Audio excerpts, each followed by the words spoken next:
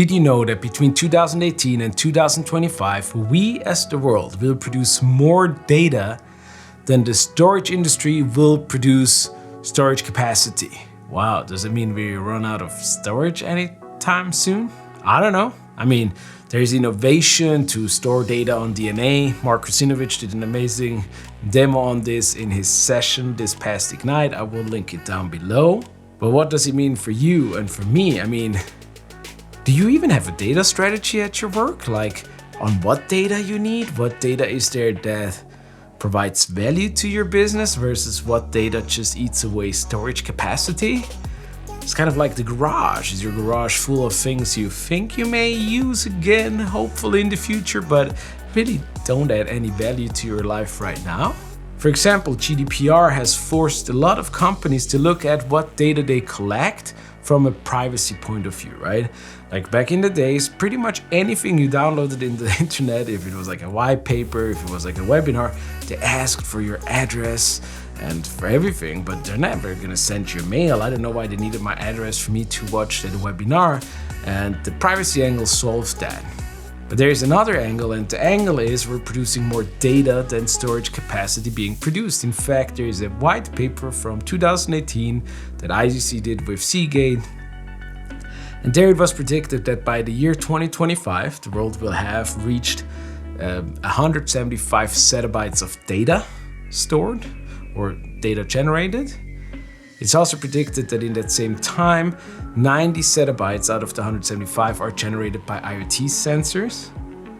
But they also say that between 2018 and 2025, the storage industry will only produce a capacity of 45 zettabytes. So wait, if we have 90 zettabytes of IoT generated, but only 45 zettabytes of capacity, that's an issue. That's an issue. So what we're gonna do about it? We need a strategy. One institution that lives that very well is the CERN in Switzerland.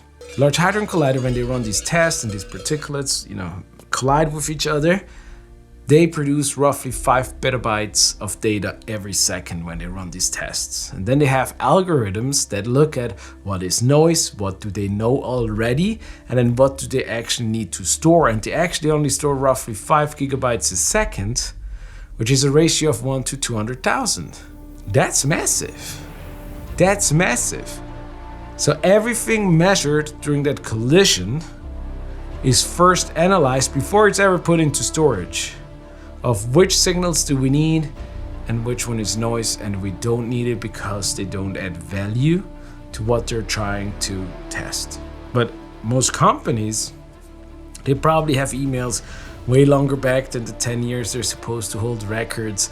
It's probably stored some things away, and just like how we have in our personal life, 7 versions of the same selfie because we took it and didn't go back to delete some. There's just like all these data.